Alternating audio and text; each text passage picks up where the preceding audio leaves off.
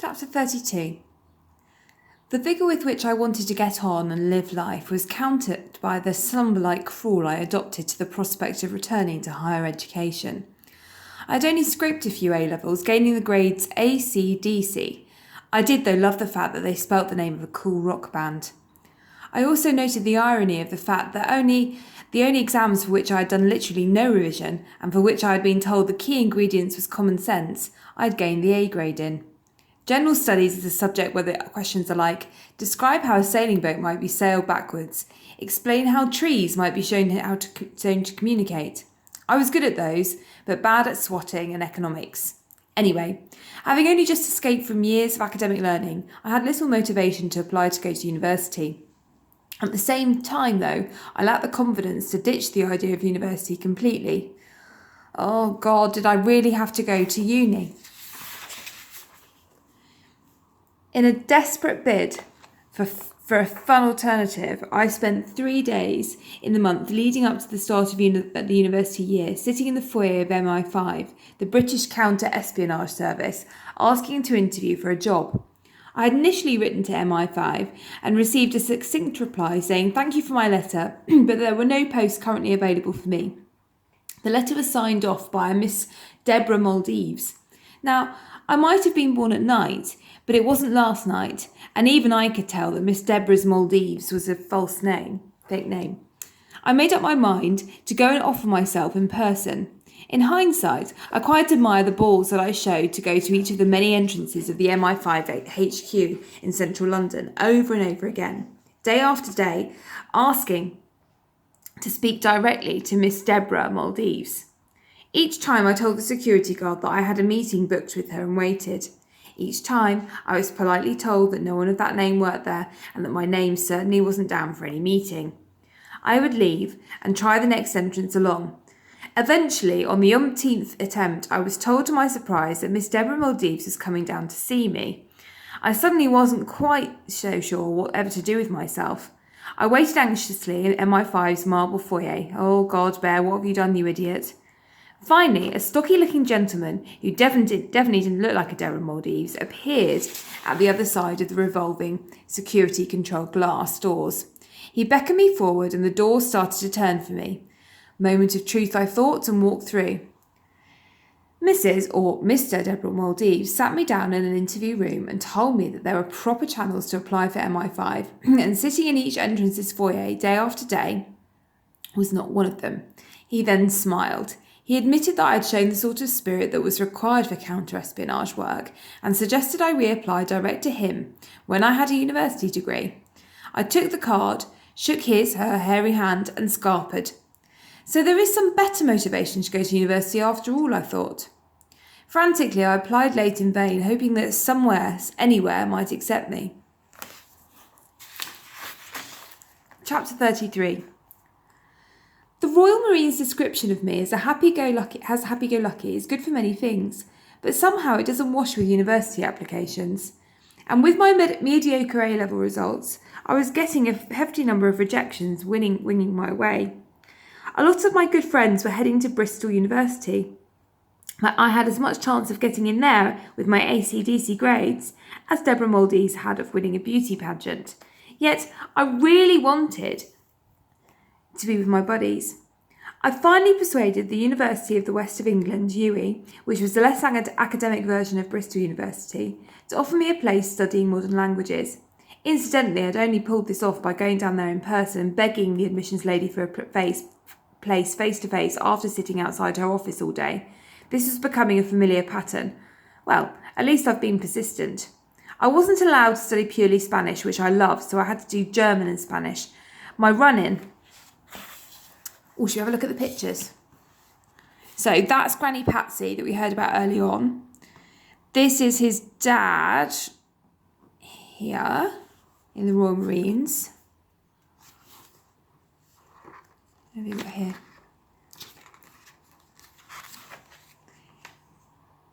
Oh, that's Bear as a baby with his mum and dad. That's Bear as a young man with Granny. That's him with his dad up in the mountains. And that's on holiday in France. I think this is him. Oh, this must be the Strawberry Cricket Club. This is Charlie Maxey and Bear Grylls age 18. This is him having passed SAS selection. And then with his SAS squadron just here. And then we've got him up with the mountains and below with Mick, who he climbed Mount Everest with. There we go, nice little dally. Here we go, right, let's go back. So his dalliance with the beautiful German Titania had led me to believe that the German language might be as beautiful as her. Boy, I was wrong. The language is a pig to learn. This became the first nail in my coffin of my university experience. The upside was that me and my best friends Eddie, Hugo, Trucker, Charlie, Jim and Stan all got to share a house together. Now when I say house, I use the term loosely. It was actually an old disused hotel called the Brunel, situated in the roughest cheapest part of Bristol where cool girls and drug dealers cruise the streets. The Brunel soon developed somewhat of a legendary status among our circle of friends as an outpost full of eccentric old Etonians living in a bohemian squalor. I quite liked the reputation. We would breakfast on the street, smoke pipes in our dressing gowns and race each other up and down the steep hills, carrying books under our arms en route to lectures. We had all sorts of strange visitors endlessly coming in and out uninvited, including several regular homeless guys off the street. Neil was one such guy and he loved coming round, leading us on daytime raids of the industrial bins around the back of the local Sainsbury's supermarket. We would sneak round in our car as subtly as we could with an old smoky Ford full of students crammed in the back. One of us would then leap out, diving headfirst into the compressor before throwing out great sides of salmon and bundles of out-of-date hot cross buttons to eagerly awaiting arms below. We also went a couple of times a week to help out in the soup kitchen at the homeless centre down the road from us, and we got to know ever-increasing numbers of the colourful folk around us. Sadly, Neil died soon after of a drug overdose, and I suspect not many of those Brunel homeless characters are still alive today. But it was a formative time for us as friends living together and taking our first tentative steps in the outside world away from school. Highlights of the Brunel featured the likes of Mr. Iraqi, our landlord, coming round and being greeted by myself, stark naked, painting cartoons on my bedroom wall to liven the place up a bit, already showing another pretty girl his technique for marinading venison in a washing up bowl full of Bordeaux wine. Our housekeeping kitty of funds would miraculously evaporate due to Hugo's endless dinner parties for just him and up to 10 different girls that he had been chatting up all week. Stan developed a nice technique for cooking sausages by leaving them on the grill until the 100 decibel smoke alarm went off, indicating that they were ready. On one occasion, Stan's sausage cooking technique actually brought the fire brigade around, all suited and booted, hoses at the resi. They looked quite surprised to see all of us wandering down in our dressing gowns, asking if the sausages were ready while they stood in the hall, primed for action, smoke alarms still blaring. Happy days. I also fondly remember Mr. Iraqi coming round another time just after I decided to build a homemade swimming pool in the 10 foot by 10 foot garden area out the back. I had improvised a tarpaulin and a few kitchen chairs and had filled it optimistically with water. It held for about 20 minutes. In fact, just about until Mr. Iraqi showed up to collect his rent. And then it burst its banks, filling most of the ground floor with 3 inches of water and soaking Mr. Iraqi in the process. Truly, the man was a saint. Trucker and I did quite a bit of busking together on our guitars doing the rounds at various Bristol hotspots. This included the local old people's home, where I can remember innocently singing the lyrics to American Pie. The song culminates spectacularly in an inappropriate claim that this day would be the day that I die. A long, awkward pause followed as we both realised our predicament. The home wasn't a long-standing gig after that. We also played together with another friend of ours called Blunty, who went on to become a worldwide singing sensation after he left the army, under his real name of James Blunt. I'm not sure that Blunty will consider those jamming sessions as very formative for him, but they made for fun memories now all the same. Good on him though, he always had an amazing cool singing voice. During the first year at the Brunel, though, 2 key events happened. The first was finding such a good buddy in Trucker. We had hit it off at once. We laughed together masses and found that we had so much in common: our faith, a thirst for adventure, and a love of the fun, quirky things and people in life. Together we signed up for the University OCT, Officer Training Corps, which was a marginally more professional outfit than the Army Cadets. It was, though, full of overly serious, military-minded students hoping to join the real army after university. To our great amusement, these students invariably overacted the military card, whereas we had just joined for a bit of fun and to meet the foxy GI Janes. It was total pleasure pulling the well-pressed legs of all these military stiffs by intentionally wearing our berets like chef's hats and turning up late in pink socks. In turn, they looked down their raised noses at us as two incompetent jokers, wasters and buffoons. Neither of us minded at all. It was all way too much fun. It was something about guys our age pretending to be something that they weren't that made playing the fool so totally irresistible. I suspect my dad would have behaved the same. Taking yourself too seriously in whatever field was always dangerous around him.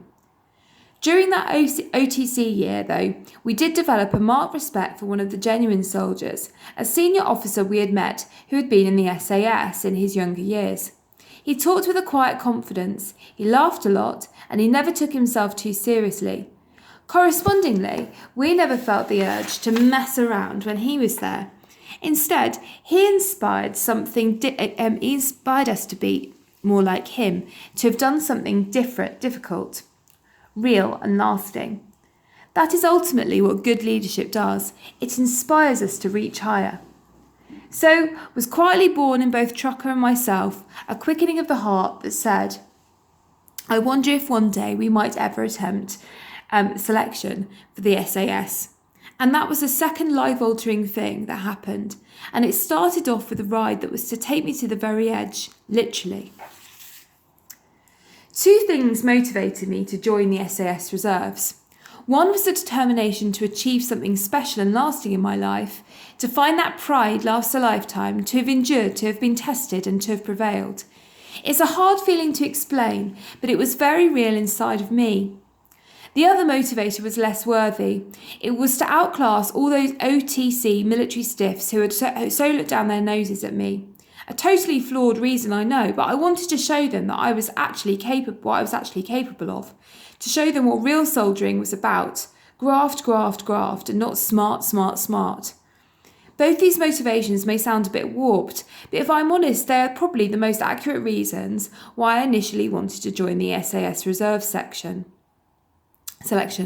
Above all, it was about wanting to achieve something special that so few people pull off. The flip side was that the task did feel like an almost insurmountable challenge for me.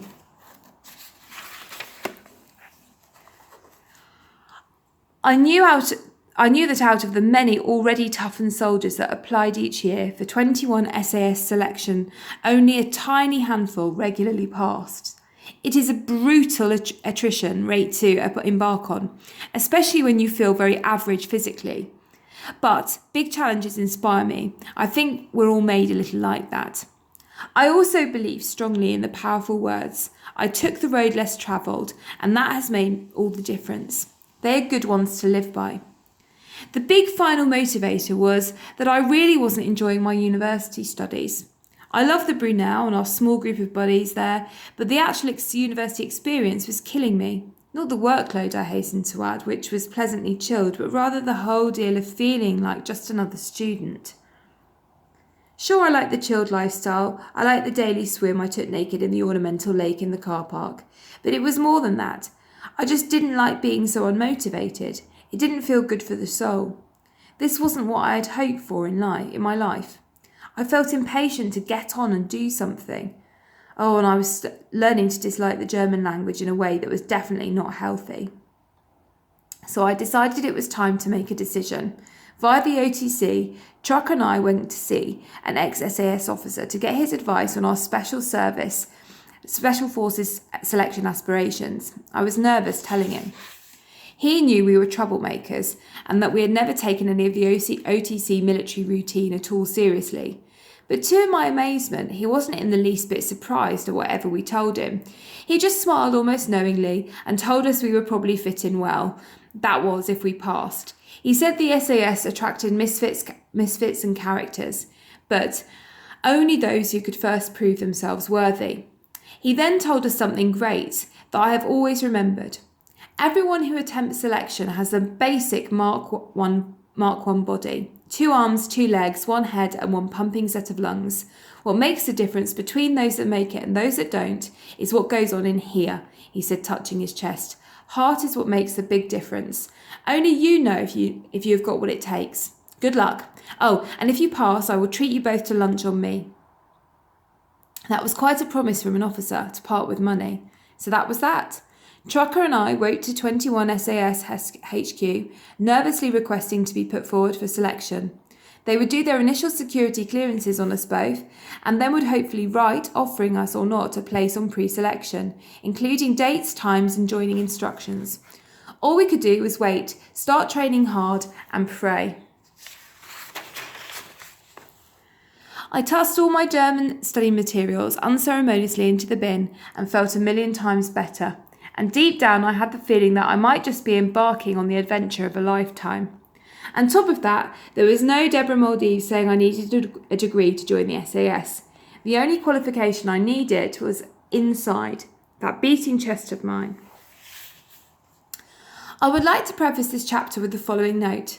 As a formal Special Forces soldier, I signed the Official Secrets Act, which rightly restricts me from revealing details, places, names and operational procedures of the Special Air Service. The following account has been modified to ensure that I comply with this, and it remains important for me personally to honour that brotherhood. The aim of the next part of the book is to give you a taste of what I went through to have earned the right to be part of the family that is the SAS.